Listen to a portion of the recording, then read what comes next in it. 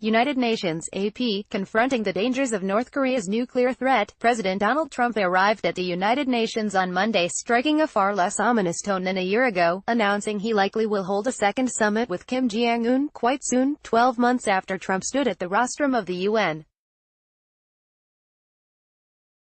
General Assembly and derided Kim as "Rocket Man." The push to denuclearize the Korean Peninsula is a work in progress, although fears of war have given way to dreams of rapprochement.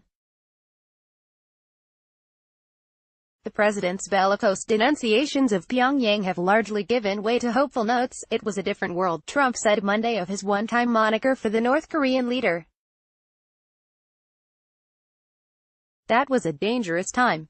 This is 1 year later, a much different time. He added that preparations are underway by Secretary of State Mike Pompeo for a second presidential meeting with Kim. Quite soon, Trump arrived at the UN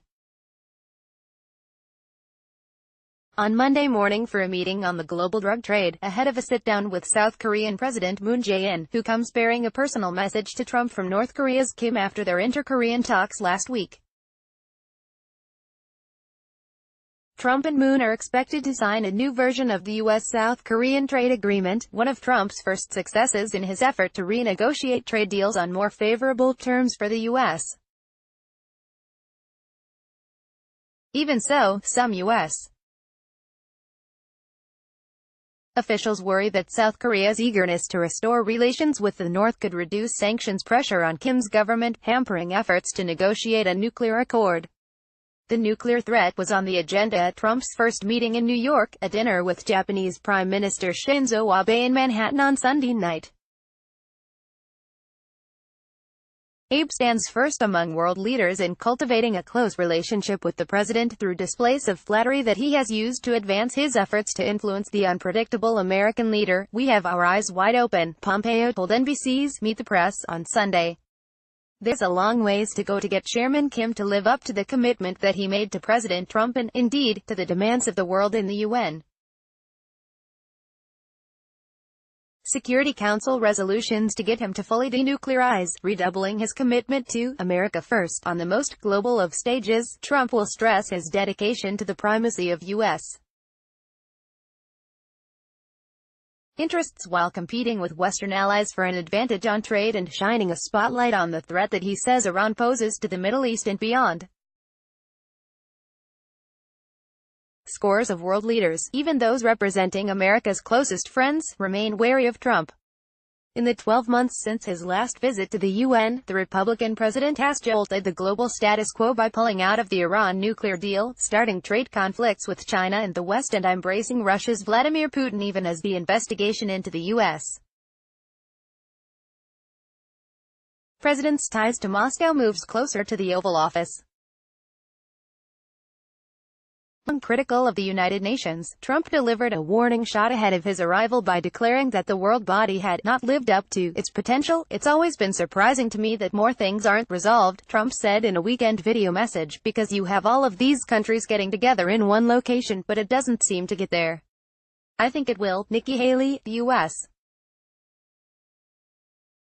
ambassador to the United Nations, told reporters in a preview of Trump's visit that the president's focus will be very much on the United States, its role in the relations it wants to build. "He is looking forward to talking about foreign policy successes the United States has had over the past year and where we're going to go from here," she said.